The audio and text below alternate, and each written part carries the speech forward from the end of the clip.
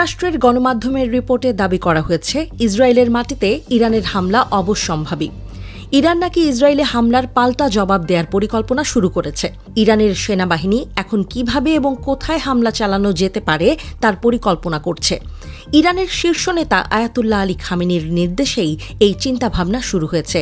খুব শিগগিরই বেনিয়ামিন নেতানিয়াহুর দেশে হামলা হতে পারে বলেই খবর। তাহলে এই হামলা কিভাবে হতে পারে? মার্কিন প্রতিবেদন বলছে যুক্তরাষ্ট্রের আরব মিত্র দেশ থেকে ইসরায়েলে হামলা করবে ইরান। ইসরায়েলের গোয়েন্দা সংস্থা সতর্ক করে দিয়ে জানিয়েছে ইরান সম্ভবত ইরাকের সীমানা থেকে তেল আবিবের ওপর হামলা চালাবে।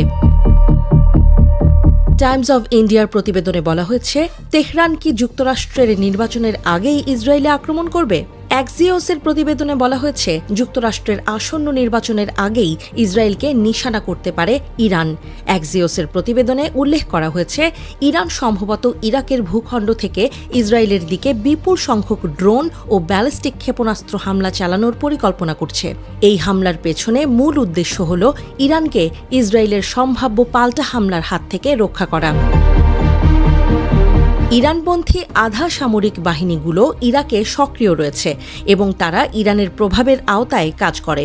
এই বাহিনীগুলোর মধ্যে ইরান ইসরায়েলের বিরুদ্ধে আক্রমণ পরিচালনা করতে চায়, যা তাদের কৌশলগত নিরাপত্তা বাড়ানোর চেষ্টা হিসেবে দেখা হচ্ছে। এমন একটি হামলা ইসরায়েলের জন্য একটি গুরুতর চ্যালেঞ্জ হতে পারে।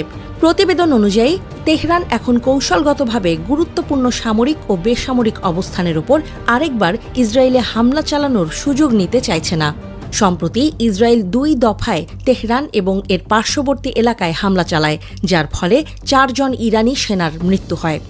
নিউ ইয়র্ক টাইমসের প্রকাশিত একটি প্রতিবেদনে ইরানের 3টি সূত্রের বরাত দিয়ে জানানো হয়েছে ইরানের সর্বোচ্চ ধর্মীয় নেতা আয়াতুল্লাহ খামেনি হামলার প্রস্তুতি নিতে জাতীয় নিরাপত্তা কাউন্সিলকে নির্দেশ দিয়েছেন। টাইমসের প্রতিবেদনে উল্লেখ করা হয়েছে ইসরায়েলি হামলায় কতটা ক্ষতি হয়েছে তা জানার পর খামেনি তার নিরাপত্তা কাউন্সিলকে হামলার পরিকল্পনা তৈরি করার নির্দেশ দেন। আনন্দবাজারের প্রতিবেদনে বলা হয়েছে এক ইরানি সেনা কর্মকর্তা জানিয়েছেন এই হামলা এমন হবে যা ইসরায়েল কল্পনাও করতে পারবে না।